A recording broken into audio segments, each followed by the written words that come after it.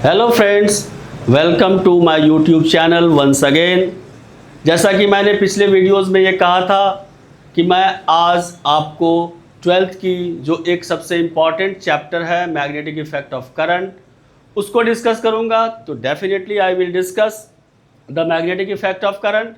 But magnetic effect of current को discuss करने से पहले मैं थोड़ा आपको ये बता दूं कि ये जो मैग्नेटिक इफेक्ट ऑफ करंट एक ऐसा चैप्टर है, ट्वेल्थ क्लास की एक ऐसी चैप्टर है ये जो आपको बिल्कुल सेंटर में होता है। मैग्नेटिक इफेक्ट ऑफ करंट से पहले आपको इलेक्ट्रोस्टैटिक्स मिलते हैं, उसके बाद इलेक्ट्रिक करंट मिलते हैं। इलेक्ट्रोस्टैटिक्स और करंट के बाद आती है मैग्नेटिक इफेक्ट ऑफ करंट, और मैग्नेटिक इफेक्ट ऑफ करंट के बाद फिर आपको मिलता है electromagnetic induction and alternating current. Completely आपकी जो ये पार्ट होती है ट्वेल्थ क्लास की वो इलेक्ट्रिसिटी को रिप्रेजेंट करता है। कंप्लीटली इलेक्ट्रिसिटी होते हैं, starting from electrostatics which is charges at rest, thereafter charges are moving। हमारी जो चैप्टर्स आती है वो इलेक्ट्रिक करंट आती है, और फिर उसके बाद ये मिलता है magnetic effect of current. thereafter आपको मिलती है electromagnetic induction and alternating current. So this chapter is very very important. ये जो हमारा मैग्नेटिक इफेक्ट ऑफ करंट एक ऐसे चैप्टर हैं, और ये इम्पॉर्टेंट किस लिए हैं? इम्पॉर्टेंट इसलिए हैं कि कई बार मैंने ये देखा है जब मैं पढ़ा रहा होता हूँ और बच्चों से मेरी इंटरेक्शन होती है इस चैप्टर में, तो कई सारे बच्चों को ये प्रॉब्लम आती है कि हम मैग्नेटिक फील्ड को कैसे फाइंड आउट करें, how to find the magnetic field. तो जब हम इसको निकालने की कोशिश करते हैं, मैग्नेटिक फील्ड को कैलकुलेट करना चाहते हैं, तो कई बार ऐसी प्रॉब्लम हमें आ जाती है। आज हम जब इस चैप्टर को पढ़ेंगे तो ये मैं डेफिनेटली आपके साथ कह सकता हूँ कि आपको ऐसी कोई प्रॉब्लम नहीं आएगी। आप इमीडिएटली जो मैग्नेटिक फील्ड कैलकुलेट करना होगा due to current carrying conductor whatever be the shape, आपको तुरंत ही उसको सॉल्व करने में टाइम नहीं लगना है। तो अब इस चैप्टर के नाम, जिसको मैंने कई बार अभी बोला है कि ये है मैग्नेटिक इफेक्ट ऑफ करंट, इस चैप्टर का नाम है। और मैंने अभी कहा कि इस चैप्टर में जो डिफिकल्टी आती है वो आती है बच्चों के साथ how to find the magnetic field due to current carrying conductor. खैर उसकी डिस्कशन अभी होगी, आपको पता भी चल जाएगा कि वो कितने आसानी से आप निकाल लोगे। लेकिन थोड़ा मैं इस मैग्नेटिक इफेक्ट ऑफ करंट को एक्सप्लेन कर दूं। इससे पहले जैसे मैंने अभी बोला कि इलेक्ट्रोस्टैटिक्स में आपने इलेक्ट्रिक फील्ड को पढ़ा था। जो हमारी इलेक्ट्रिक फील्ड है इसके बारे में आपने पढ़ा था इलेक्ट्रोस्टैटिक्स में, और इस इलेक्ट्रिक फील्ड की जो सोर्स है, जो इलेक्ट्रिक फील्ड की सोर्स है वो आपने पढ़ा होगा कि चार्ज होती है। ठीक है, जहाँ कहीं भी चार्ज है उसके सराउंडिंग में आपको इलेक्ट्रिकल इफेक्ट जो हैं वो मिलते हैं, और उस चार्ज के सराउंडिंग में जो इलेक्ट्रिकल इफेक्ट हैं it is due to the presence of electric field. ये आपने इलेक्ट्रोस्टैटिक्स में पढ़ा है। थोड़ा और इससे अगर हम पीछे चले जाएं तो आपने 11th क्लास में एक और फील्ड को पढ़ा होगा, और वो है ग्रेविटेशनल फील्ड। आपने ये भी पढ़ा होगा कि ये है gravitational field. Okay, electric field जिसके सोर्स चार्ज होते हैं, ग्रेविटेशनल फील्ड इसके सोर्स मास होते हैं। ओके, अब तक 11th क्लास में आपने ग्रेविटेशनल फील्ड को पढ़ा, 12th क्लास में इलेक्ट्रोस्टैटिक्स में आपने इलेक्ट्रिक फील्ड को पढ़ा। अब तीसरा फील्ड जो आप पढ़ेंगे जो इस चैप्टर में है वो है हमारी मैग्नेटिक फील्ड। यह है हमारी मैग्नेटिक फील्ड, और इस मैग्नेटिक फील्ड के जो सोर्स हैं वो हैं मूविंग चार्ज। ओके, अब आप देखोगे electric field, gravitational field, magnetic field, ये तीनों ही फील्ड वेक्टर हैं। All these three fields are vector field. और अगर इसके सोर्सेस को देखोगे तो इलेक्ट्रिक फील्ड की चार्ज, मैग्नेटिक फील्ड की मास और इसकी मूविंग चार्ज। मूविंग चार्ज भी बोलोगे और कोई करंट कैरिंग कंडक्टर भी, क्योंकि चार्ज मूव करेगी तो करंट प्रोड्यूस्ड होगी। ये आपने पढ़ा है इलेक्ट्रिसिटी में। अब इन तीनों ही फील्ड में एक कॉमन बात है कि तीनों ही वेक्टर्स फील्ड हैं, बट तीनों के ही जो सोर्सेस हैं वो स्केलर हैं। It is very unique. ये काफी यूनिक है कि इन सारे फील्ड्स जो हैं, ये सारे फील्ड जो हैं वो वेक्टर हैं और इनके सोर्सेस जो है वो क्या हैं, स्केलर है। खैर, ये मैं आपको जस्ट बता रहा था। I am now concentrating on magnetic field. इस मैग्नेटिक फील्ड को सबसे पहले जब हम देखते हैं कि ये मैग्नेटिक फील्ड है क्या, तो आपने ये रियलाइज करा होगा, या आपको पता भी होगा कि जब कोई मैग्नेट है और उस मैग्नेट के आसपास में अगर आप किसी मेटल को रख दो, कोबाल्ट, निकेल, आयरन, किसी को भी रख दो, तो वो मैग्नेट इन जो आपके कोबाल्ट या निकेल हैं इसको अट्रैक्ट करती है। ये जो अट्रैक्शंस हैं, ठीक है, बाय द मैग्नेट, जो आपके कोबाल्ट, निकेल, आयरन को जो अट्रैक्ट करा, ओके, इट शोज कि ये मैग्नेट जो है अपने सराउंडिंग में आपके लिए एक मैग्नेटिक फील्ड को क्रिएट किया। Due to presence of this magnetic field which is created by this magnet, आपकी ये अट्रैक्शंस दिखे। और ये बात मैग्नेट्स के लिए मैं बोल रहा हूं, लेकिन ये बात जो थी कि मैग्नेट्स जो हैं वो मैग्नेटिक फील्ड सेटअप करती है अपने सराउंडिंग में, इसी की वजह से आपके ये कोबाल्ट, निकेल, आयरन जो भी थे उसको वह ट्रैक कर रहा था। अपार्ट फ्रॉम दैट, इसके बाद भी आप अगर देखोगे, जब दो चार्जेस होंगे और चार्जेस अगर मोशन में है, अगर चार्जेस आपकी मूव कर रही है, तो इनकी जो इंटरैक्शंस होती है, okay, the charges are in motion, या interaction between the charges in motion, now again explained on the basis of magnetic field। Charges के इंटरैक्शंस होने से चार्जेस मूव कर रही है, मोशन में है, ओके, इससे मैग्नेटिक फील्ड कैसे मिलेगा? आपने अभी देखा था मैग्नेट्स जो है वो सेटअप किया था मैग्नेटिक फील्ड को। अब मैं बोल रहा हूं कि अगर चार्जेस मोशन में हैं, इनकी जो इंटरैक्शंस हैं इसको एक्सप्लेन हम करेंगे on the basis of magnetic field and magnetic force. Magnetic force बाद में, मैग्नेटिक फील्ड पहले। जैसा कि मैं अभी कहा कि इसकी सोर्स क्या है मैग्नेटिक फील्ड की, apart from this magnet, it is a moving charge.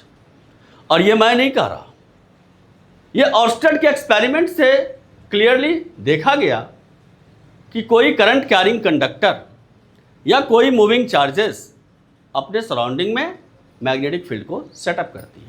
जैसा ऑर्स्टेड ने एक्सपेरिमेंट किया था, आप लोग भी जानते होंगे, एक मैग्नेटिक नीडल लिया था, वायर लिया था, जो करंट कैरिंग कंडक्टर्स थी, ओके, उसमें करंट फ्लो कर रही थी, मैग्नेटिक नीडल में डिफ्लेक्शन हो रही थी। और मैग्नेटिक नीडल में डिफ्लेक्शन तभी होगी जब वहाँ मैग्नेटिक फील्ड का प्रेजेंस है। तो ऑर्स्टेड के एक्सपेरिमेंट से यह क्लियर था कि not only a permanent magnet, there is also a source of magnetic field which is a moving charge, charges are in motion, और a current carrying conductor.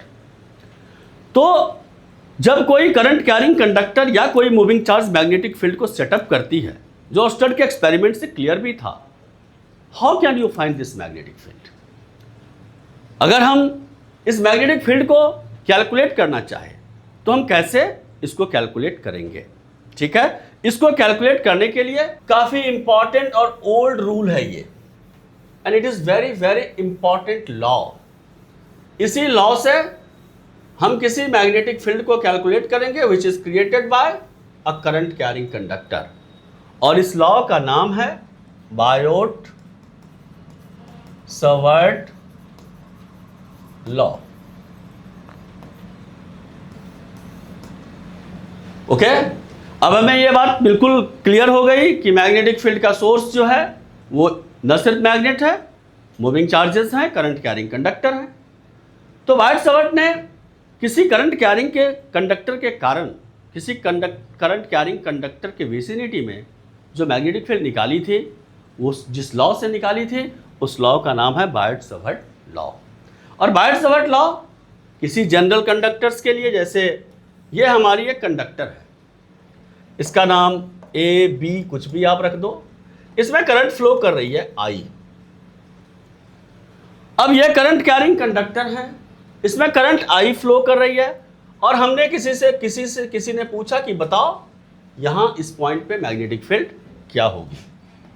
What is the magnetic field due to this current carrying conductor. Okay, तो सबसे पहले हम इस entire conductor की वजह से magnetic field नहीं निकालेंगे। Okay, we are dividing this current carrying conductor into small elements, और at first we calculate the magnetic field due to this small current element। इसकी लेंथ dl है, dl वेक्टर। इस small current carrying conductor की वजह से हम magnetic field निकालेंगे, और फिर इसके बाद हम इंटायर कंडक्टर के कारण भी निकाल लेंगे। ठीक है, तो सबसे पहले यहां से इस स्मॉल करंट कैरिंग एलिमेंट के से वो पॉइंट जहां हमने मैग्नेटिक फील्ड निकालनी है वो कितने डिस्टेंस पे है। It is represented by a vector, it is are vector and it is at an angle theta. सबसे पहले हम इस स्मॉल करंट एलिमेंट के कारण मैग्नेटिक फील्ड निकालेंगे at a distance r. Okay, वो कहां पे है, ये पॉइंट पी पे है। तो बायट सवर्ट लॉ कहता है कि जो इस मैग्नेटिक फील्ड की मैग्नीट्यूड होगी, ओके, जो इस मैग्नेटिक फील्ड की मैग्नीट्यूड होगी d B, it is proportional to the current element, that is IDL.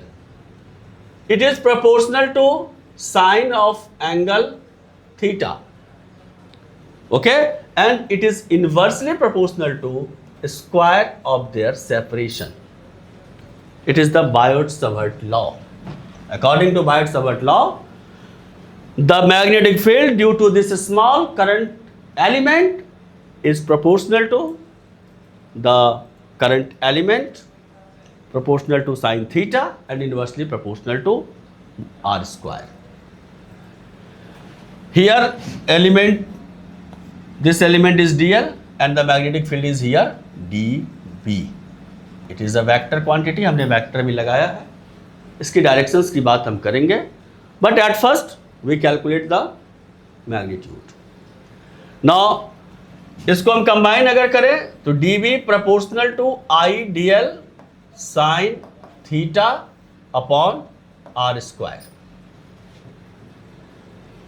Now we remove this proportionality and it is replaced by a constant k. It is k ideal sin theta upon r square. Now the value of this proportionality constant k is equal to mu naught upon 4 pi. Okay, and this mu naught representing the permeability. This is the permeability of free space. Permeability of free space या vacuum. This mu naught is permeability of free space. We put the value now. This dB is equal to mu naught upon 4 pi I dl sin theta upon r square. It is the magnitude of the magnetic field at a distance r from this small current element. It is the basic formula. अब magnetic field की ये magnitude है इस small current element की वजह से। अगर मुझे इंटायर कंडक्टर से निकालना हो तो ऐसे ऐसे स्मॉल एलिमेंट्स इसमें कई सारे होंगे। अगर मैग्नेटिक फील्ड एक ही डायरेक्शन में होगी इस पॉइंट पे, तो सबको हम ऐड करेंगे और हम इसे ऐड करने में बिल्कुल कैपेबल नहीं है। मिलियन ऑफ एलिमेंट्स यहाँ हैं, तो फिर क्या करते हैं हम एडिशंस के लिए इंटीग्रेशन का यूज़ करेंगे और फिर आपको इंटायर कंडक्टर से मैग्नेटिक फील्ड मिल जाएगी। ठीक है, अब यहाँ पे जो ये मैग्नीट्यूड है, अब इसे मैं वेक्टर फॉर्म में अगर एक्सप्रेस करूँ तो वेक्टर फॉर्म में कैसे इसे हम एक्सप्रेस कर सकते हैं। उसके लिए यहाँ देखो साइन थीटा है, तो मैंने क्या किया, यह वेक्टर लिखा, it is mu naught upon 4 pi, it is ideal vector cross R vector divide by R cube.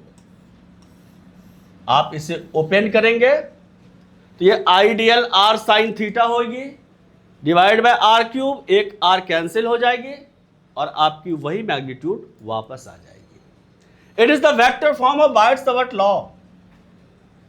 इस फॉर्म से आपको मैग्नेटिक फील्ड की डायरेक्शन पता चल जाएगी, because this dB vector is equal to the cross product of two vector, I dl vector and r vector. अगर आप जानते हैं तो दिस वेक्टर डीबी वेक्टर, इसकी जो डायरेक्शन होगी which is always perpendicular to both I dl vector and r vector, दोनों ही वेक्टर की ये परपेंडिकुलर होगी। और अगर ये दोनों वेक्टर की परपेंडिकुलर हैं तो जिस प्लेन में ये वेक्टर है उसी प्लेन की भी ये परपेंडिकुलर हो जाएगी।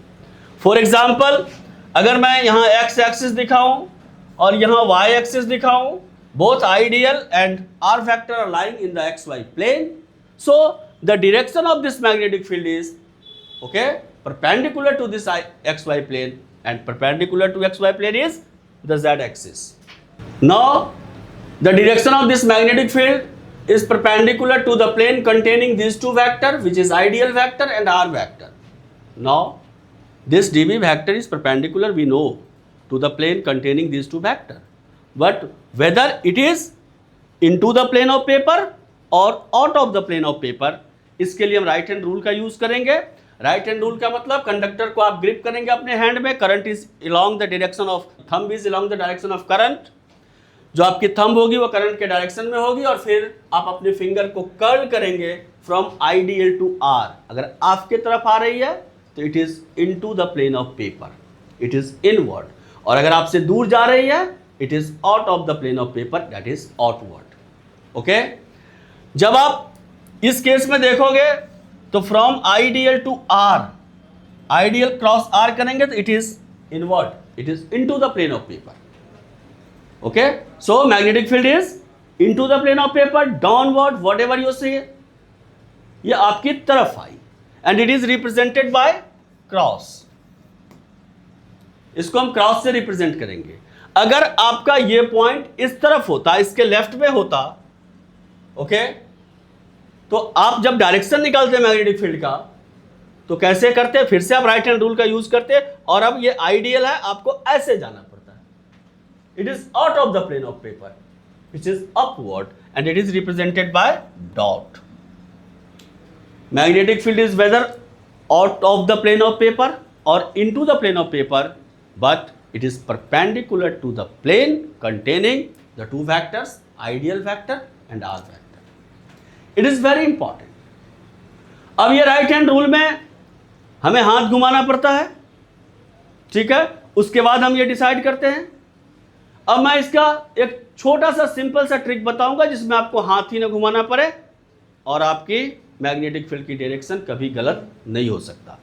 ठीक है, अभी बताता हूं मैं, लेकिन इससे पहले इसको देख लें एक बार, क्योंकि अभी एलिमेंट हमारा यहाँ था, मैग्नेटिक फील्ड इसकी इनवर्ड थी into the plane of paper, यहाँ होगा, यहाँ होगा, यहाँ होगा, कहीं भी इस कंडक्टर पे एलिमेंट्स होंगे, due to all such current elements the magnetic field will be directed into the plane of paper. तो सारे एलिमेंट्स की वजह से जो मैग्नेटिक फील्ड है वो एक ही डायरेक्शन में है। तो अब क्या करेंगे, सबको ऐड करेंगे और आपके पास टोटल मैग्नेटिक फील्ड मिलेगी due to entire current carrying conductor. तो उसके लिए अगर मुझे टोटल मैग्नेटिक फील्ड निकालना है तो हम इंटीग्रेट करेंगे डीवी वेक्टर को। ओके, इंटीग्रेशन के बाद आपको मैग्नेटिक फील्ड मिलेगी due to this entire current carrying conductor. इसके बाद अभी मैं बता रहा था कि जब आप डायरेक्शंस को कैलकुलेट करते हो तो कैलकुलेट करने के बाद आपको इनटू द प्लेन होगा या out of the plane of paper होगा, अपवर्ड होगा, डाउनवर्ड होगा, इनवर्ड होगा, आउटवर्ड होगा, परपेंडिकुलर तो होंगे। उसके लिए मैं अभी राइट हैंड रूल बताया हूं आपको, जो कि बिल्कुल ट्रेडिशनल मेथड है, लेकिन मैंने कहा कि इसको निकालने का एक सिंपल सा ट्रिक मैं बताऊंगा जिसमें कभी भी आपकी गलती नहीं हो सकती और तुरंत ही ना हाथ घुमाओ ना कुछ घुमाओ, इमीडिएटली आपको डायरेक्शंस मिलेगी। उसके लिए छोटा सा काम करना है। यह कंडक्टर है आपकी और यहां करंट जो है वो अपवर्ड है, करंट अपवर्ड है। अगर मुझे इसके राइट साइड में मैग्नेटिक फील्ड निकालना है यहां, तो ये ऑलवेज इनवर्ड होगा, into the plane of paper होगा। अगर इसके लेफ्ट साइड में निकालना है तो यहां मैग्नेटिक फील्ड ऑलवेज आउटवर्ड होगी, out of the plane of paper होगा। हाथ घुमा के देख लेना, कभी ये गलत नहीं हो सकता। अगर हम करंट के डायरेक्शन को रिवर्स कर देंगे, ये डाउनवर्ड है करंट, नौ इसके राइट साइड में अब ऑपोजिट हो जाएगी direction, it is outward and it is इस तरफ इसकी डायरेक्शन इनवर्ड हो जाएगी। It is very simple.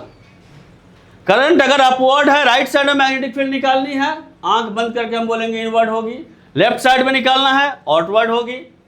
Current के डायरेक्शन को रिवर्स करेंगे, मैग्नेटिक फील्ड की डायरेक्शन भी रिवर्स होगी। अब राइट साइड में आउटवर्ड हो जाएगी और लेफ्ट साइड में इनवर्ड हो जाएगी। It is very simple and very very useful. आपको कभी हाथ नहीं घुमाना पड़ेगा, ठीक है। तो बायट-सवर्ट लॉ से जब आप मैग्नेटिक फील्ड को निकालेंगे तो आपको मैग्नीट्यूड्स के फार्मूले तो दिख गए, इंटायर कंडक्टर से निकालोगे वो भी आपको दिख गए, लेकिन जो सबसे इंपॉर्टेंट है वो है डायरेक्शन, और डायरेक्शन आप इजीली इससे कैलकुलेट कर सकते हो। It is very very important trick. अब हम आगे बढ़ते हैं।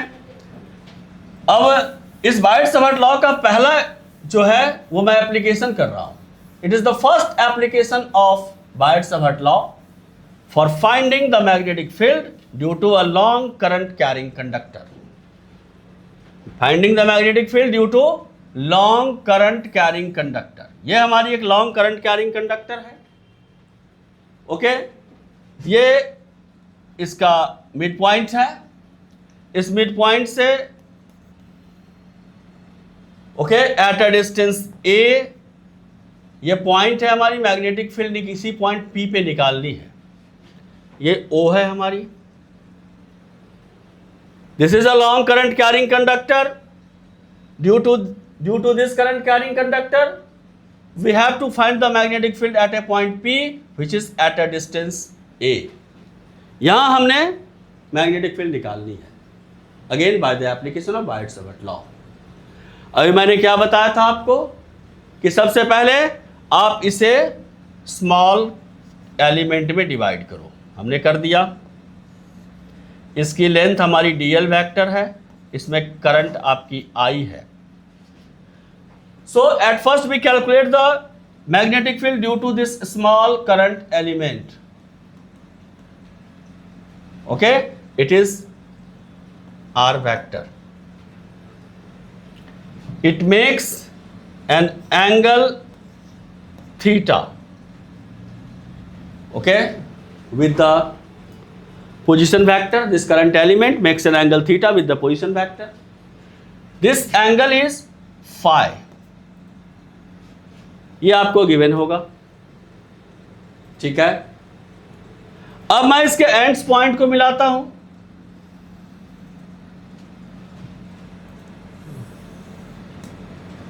ये हमने एंड्स पॉइंट को मिला दिए, ठीक है।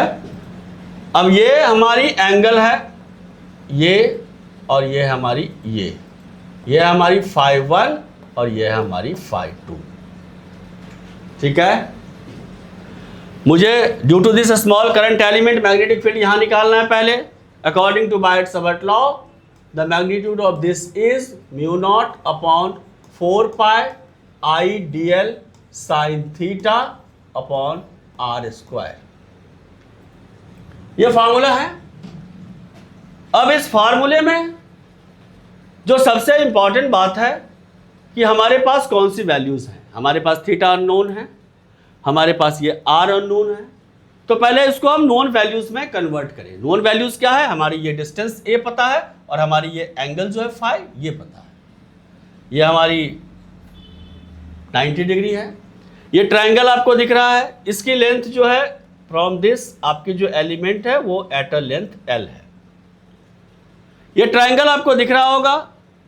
इस ट्रायंगल में आप जानते हो कि theta plus phi is equal to 90 degree. We all know this, theta plus phi equal to 90 degree. Now this theta is equal to 90 minus phi. यहां हमने साइन लगाया, इधर भी हमने साइन लगाया। ये sine theta equal to cos phi. Sine theta की value हमने निकाल ली, which is equal to cos phi. Now इसी ट्रायंगल में अगर मैं कॉस फाई की वैल्यू निकालूं तो it is A upon R, base upon hypotenuse. So R is equal to A upon cos phi which is A sec phi. हमने R की value भी निकाल ली in terms of phi, sine theta की value निकाल ली। अब ये DL जो करंट एलिमेंट की लेंथ है ये हम कैसे निकालें? तो अगेन इस ट्रायंगल में tan phi is equal to perpendicular upon base, that is L upon A. This implies L is equal to A tan phi. Now differentiating both sides, it is dl, it is A sec square phi d phi. अब हमारे पास वो सारे unknowns जो थे उसके values को हमने calculate कर लिया in terms of known values, sine theta, r और डीएल। अब इन सारे वैल्यूज को यहां हम पुट अगर करें तो this implies D B is equal to mu naught upon 4 pi I, DL की वैल्यू है A sec square phi D phi. Okay, sine theta की वैल्यू है cos phi divided by R square, इसकी value है A sec phi, that is A square sec square phi. यह हमारी values put करने के बाद आई है। अब इसमें सेक स्क्वायर फाई और ये कैंसिल हो जाएंगे, ये ए इससे कैंसिल हो जाएंगे और आपके पास बच जाएगा d B is equal to mu naught 4 pi, mu naught I by 4 pi और ये कॉस फाई डी फाई। यह हमारी मैग्नेटिक फील्ड की मैग्नीट्यूड है due to this small element. This is d B which is equal to mu naught upon 4 pi I cos phi D phi. अब मुझे entire conductor के कारण निकालनी है मैग्नेटिक फील्ड, तो हम क्या करेंगे? हमने अभी कहा कि हम डायरेक्शंस देखेंगे। इस पॉइंट पे डायरेक्शन क्या है? करंट आपकी अपवर्ड है, ये पॉइंट राइट साइड में है। Due to all such current elements it is into the plane of paper, अभी मैंने बताया था। सबके कारण, सारे एलिमेंट्स की वजह से जो मैग्नेटिक फील्ड है वो into the plane of paper है। सो हम सम करेंगे, दैट मीन्स कि इंटीग्रेट करेंगे और आपको इंटायर कंडक्टर की वजह से मैग्नेटिक फील्ड मिल जाएगी। ओके, तो अब हम इंटीग्रेट करते हैं। For finding the total magnetic field due to this long straight current carrying conductor, B is equal to integral dB, this is equal to, you put the value mu naught I upon 4 pi a, all are constant, in integration it is cos phi d phi. Now the limit of integration which is minus phi 1 to plus phi 2. यह हमारी integration. अब आपको integrate करने इसको आता होगा, ये हम जानते हैं, फिर भी मैं करता हूं। अब हम इसका इंटीग्रेशन करेंगे। आफ्टर इंटीग्रेटिंग आपको जो वैल्यू मिलेगी mu naught I upon 4 pi a, it is sine phi 1 plus sine phi 2। It is the formula of magnetic field due to the long straight current carrying conductor. एक बात जो मैंने नहीं बताया है कि इस म्यू नॉट अपॉन 4 पाई की वैल्यू क्या होती है. We all know its value is 10⁻⁻⁷. ये हम यूज करेंगे. ठीक है.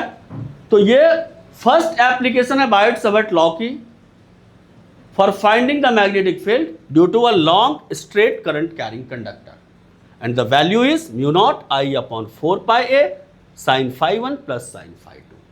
And it is the most important formula. इसको याद रखना है. ठीक है. ये जनरल फार्मूले हैं. अब मैं इसके स्पेशल केसेस को डिस्कस करूंगा जो आपके न्यूमेरिकल्स में बार बार आते हैं.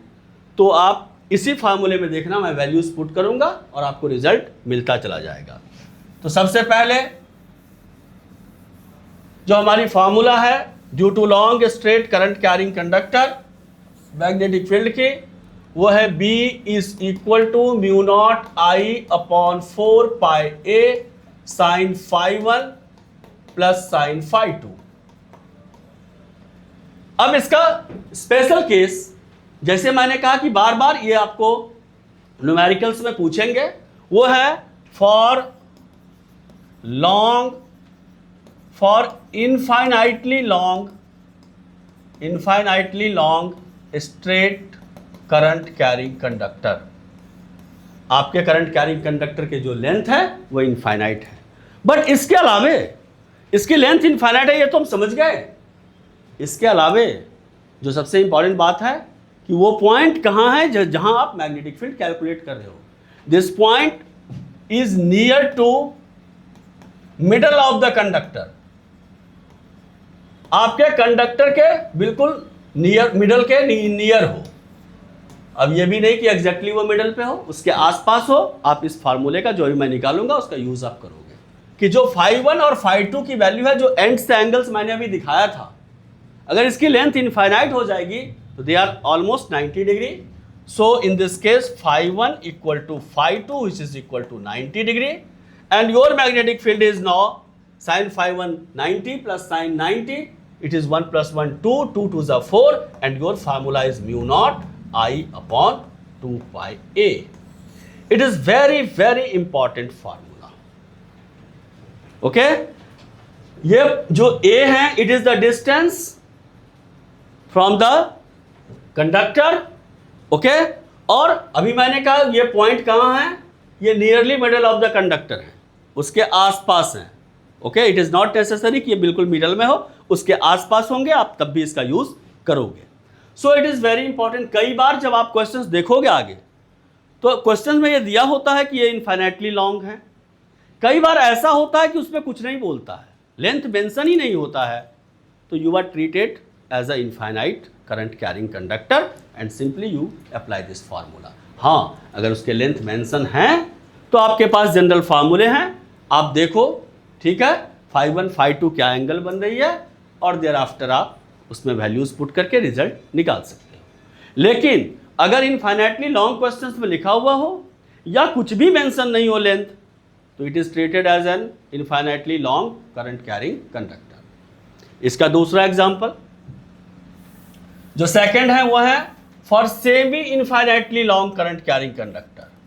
For semi infinitely long current carrying conductor. Semi infinitely long का मतलब क्या होता है? ये आपकी सेमी इनफाइनाइटली कब हो जाएगी? जब वो पॉइंट जहां मैग्नेटिक फील्ड कैलकुलेट करना है वो इसके आसपास आए, किसी एक एंड के बिल्कुल नियरेस्ट हो, चाहे वो ऊपर वाला एंड हो या नीचे वाला एंड हो. ओके, जब कभी भी वो पॉइंट जहां मैग्नेटिक फील्ड कैलकुलेट करना है वो कहां हो, या तो बिल्कुल ऊपर वाले एंड्स के नियरेस्ट हो या नीचे वाले एंड्स के नियरेस्ट हो, किसी एक के, तो वो आपकी infinitely long conductor semi infinitely long बन जाती है. और उस समय जो मैग्नेटिक फील्ड होती है उसमें φ1, अगर फॉर एग्जांपल वो पॉइंट यहाँ ऊपर में ऊपर वाले एंड पे है, नियरेस्ट है, तो ये हो जाएगी हमारी ऑलमोस्ट 0, और φ2 हो जाएगी हमारी 90, और आपकी फार्मूला हो जाएगी mu naught I upon 4πa. उसी फार्मूला में हमने φ1 को 0 रखा, साइन 0 0 होता है, φ2 हमारा 90 है, वो 1 होता है, और आपके पास ये रिजल्ट आ गई। ये हमारे सबसे इंपॉर्टेंट फार्मूले हैं for finding the magnetic field due to a straight current carrying conductor, whether it is finite और इनफाइनाइट और सेमी इनफाइनाइट। हम फ्रीक्वेंटली इन फार्मूलेज का यूज करेंगे और आपको मैग्नेटिक फील्ड मिलेगी।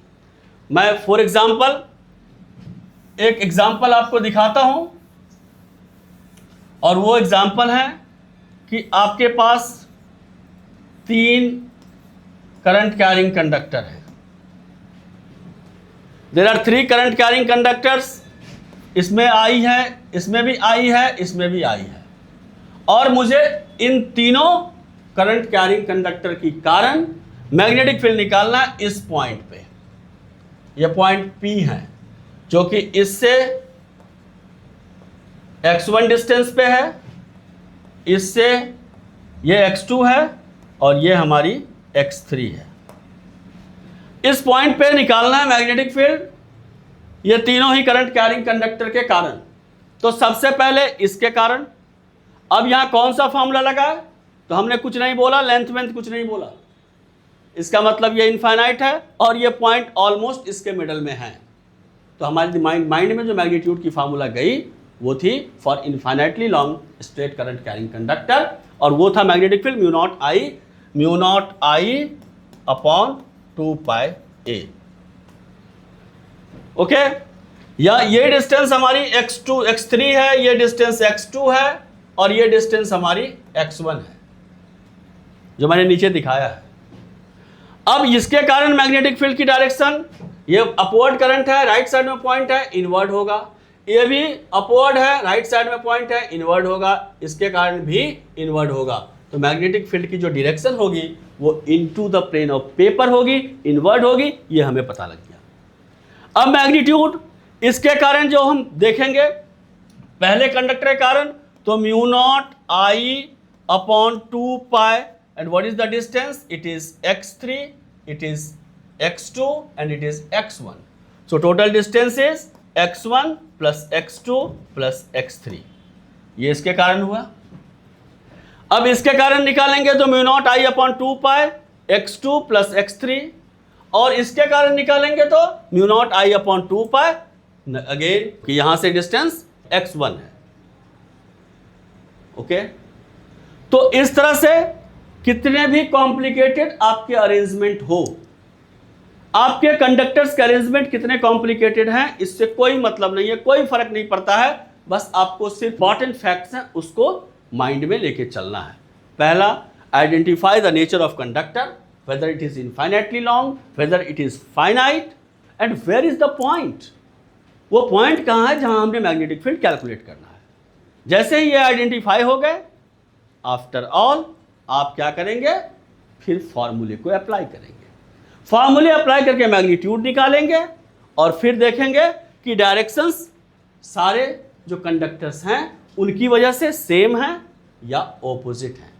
अगर सेम है तो आप ऐड करेंगे, ऑपोजिट है तो सबट्रैक्ट करेंगे। It is just a vector addition, उसके बाद कुछ नहीं है और आपके पास रिजल्ट होगा।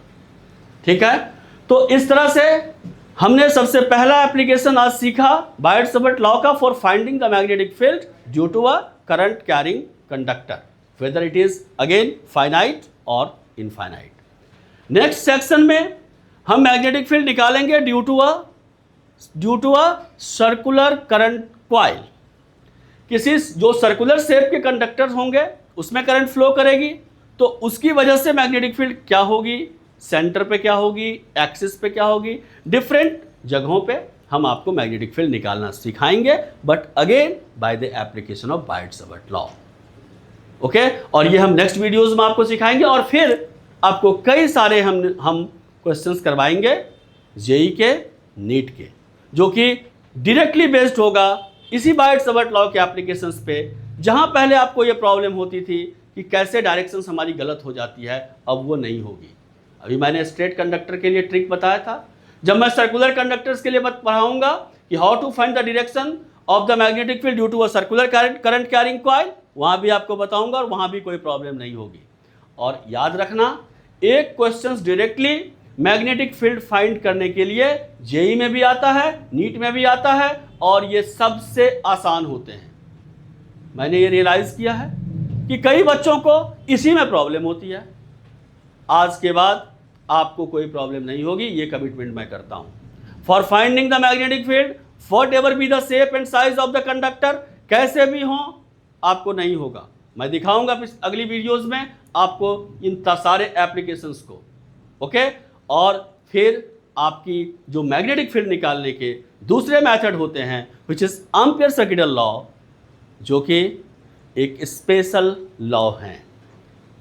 आपने इलेक्ट्रोस्टैटिक्स पढ़ा होगा। इलेक्ट्रोस्टैटिक्स में भी for finding the electric field दो लॉ होते हैं, एक कूलम्स लॉ होता है और एक गॉस लॉ होता है। कूलम्स लॉ एक जनरल लॉ है, इसका एप्लीकेशन हम हर जगह करेंगे, करते हैं, किए होंगे आप, बट गॉस लॉ का आप एप्लीकेशंस हर जगह नहीं कर सकते, ये लिमिटेड हैं, स्पेशल हैं। उसी तरह से फ्रॉम बायट-सवर्ट लॉ आप कहीं भी किसी भी कंडक्टर के कारण मैग्नेटिक फील्ड कैलकुलेट कर सकते हो, लेकिन जो दूसरे मेथड है ampere circuital law like Gauss law, हम इसका एप्लीकेशन भी सर्टेन सर्कमस्टांसेस में ही करेंगे, इन जनरल नहीं कर सकते हैं, ओके। फिर जब आप मैग्नेटिक फील्ड को फाइंड करना सीख लोगे बायट-सवर्ट लॉ से भी और एम्पियर सर्किटल लॉ से भी, तो उसके बाद इंटरैक्शन ऑफ मूविंग चार्जेस आपको मैं सिखाऊंगा for calculating the magnetic force. इस तरह से आज आपने बायट-सवर्ट लॉ के एप्लीकेशंस को सीखा for the application in straight current carrying conductor, okay. इस तरह से आपको जो मैं बता रहा हूं ये काफ़ी इम्पॉर्टेंट भी है और मैं काफ़ी इजीली आपको समझा रहा हूं। फिजिक्स में प्रॉब्लम ये नहीं है कि आपको कॉन्सेप्ट नहीं आता है। जो भी बच्चे सीरियसली कॉम्पिटिटिव एग्जाम्स के प्रिपरेशन करते हैं, मैं ये मानता हूं कि उनको कॉन्सेप्ट आता है, बट वो बेचारे कॉन्सेप्ट को जानते हुए भी उस कॉन्सेप्ट का एप्लीकेशन नहीं कर पाते हैं, या करते भी हैं तो फिर से वो काफ़ी टाइम टेकिंग होता है। और मैं पिछले वीडियो में भी कहा था कि आप क्वेश्चंस करते हो ये इंपॉर्टेंट नहीं होता है, आप क्वेश्चंस कितनी देर में करते हो ये इंपॉर्टेंट होता है, ओके। तो मैग्नेटिक फील्ड निकालना कोई बड़ी बात नहीं है, आप मैग्नेटिक फील्ड निकाल दोगे, लेकिन उस मैग्नेटिक फील्ड निकालने में अगर आपको टाइम बहुत ज़्यादा लग रहा है तो कॉम्पिटिटिव एग्जाम्स में आप बहुत पीछे छूट जाओगे, ओके। जो आप तो जानते थे, आपको आता था निकालने के लिए, फिर आप कैसे पीछे छूट गए? बिकॉज आपने उस स्मार्ट वे का यूज नहीं करा। आपकी स्किल्स तो थी, बस उस स्किल का स्मार्ट वे में आपने एप्लीकेशंस नहीं करा, इसलिए आप पीछे छूट गए। इस तरह से आप जानते हुए भी, आपको कॉन्सेप्ट आते हुए भी आप पीछे छूट जाते हो। मैं ये नहीं चाहता कि ये आपके साथ हो, इसलिए मैंने अभी एक ट्रिक बताई थी for finding the magnetic field, for finding the direction of magnetic field due to straight conductor, जिसमें हाथ घुमाने की कोई बात ही हमने नहीं की। राइट लेफ्ट सारे रूल भूल जाइए, ठीक है। और जो मैंने बताया उसको अप्लाई कर लेना, कहीं भी हाथ घुमा के देख लेना, अगर गलत हो गया तो मुझे बताना। तो उससे क्या होगा, आपकी टाइम बचेगी, और टाइम बचेगी तो आप उस रेस में आगे जाएंगे। Again I am saying the most important part is to do the questions within time frame. आप टाइम फ्रेम को सेट करो कि इस क्वेश्चंस के लिए मुझे इतने देर ही लगने चाहिए, और धीरे धीरे जैसे जैसे आप टाइम फ्रेम सेट करते जाओगे, पहले थोड़ी ज़्यादा होगी, घटते घटते घटते आप जिस दिन जेई या नीट का एग्जाम दोगे उस दिन within the time you are capable to do and your rank is better. इसी के साथ आज के लिए बस इतना ही। आई एम वेरी एक्साइटेड, मैं इसलिए बहुत ज़्यादा एक्साइटेड हूँ। आपको मैं अगली क्लास में ये बताऊँगा कि किस तरह से आसानी से क्वेश्चंस को देखते ही इन मैग्नेटिक फील्ड्स के क्वेश्चंस आपसे हो जाएंगे, ठीक है। इस तरह से आज के लिए बस इतना ही। मिलते हैं नेक्स्ट वीडियो में for finding again the magnetic field due to circular current carrying coil.